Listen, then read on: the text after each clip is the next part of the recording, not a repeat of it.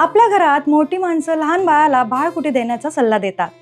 पचन सुधारण्यासाठी, दात येताना होणारा त्रास कमी करण्यासाठी आणि बाळाला शांत झोप लागण्यासाठी बाळगुटी हा एक पारंपरिक आयुर्वेदिक उपाय मानला जातो.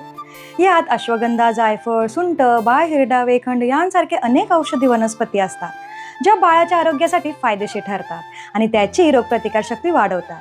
पण तुम्ही तुमच्या बाळाला जी बाळगुटी देत आहात ती त्याच्यासाठी योग्य आहे का? अलीकडे अन्न आणि औषध प्रशासनाने केलेल्या तपासणीत बाजारात मिळणाऱ्या काही बाळगुटी उत्पादांमध्ये, विशेषतः बालगुटी केसरिया यासारख्या प्रकारांमध्ये शिसे, पारा आणि आर्सेनिक सारखे अत्यंत हानिकारक आणि विषारी घटक आढळले जातात.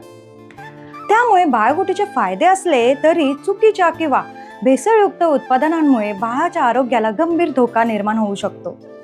म्हणून कोणत्याही प्रकारची बाळगुटी वापरण्यापूर्वी तुमच्या डॉक्टरांचा सल्ला घेणे सर्वात सुरक्षित आणि आवश्यक आहे. बाळाच्या आरोग्याची तडजोड करू नका. बाकी घरच्या घरी बाळगुटी कशी बनवायची याचा सविस्तर व्हिडिओ तुम्हाला हवा आहे का? कमेंटमध्ये नक्की सांगा.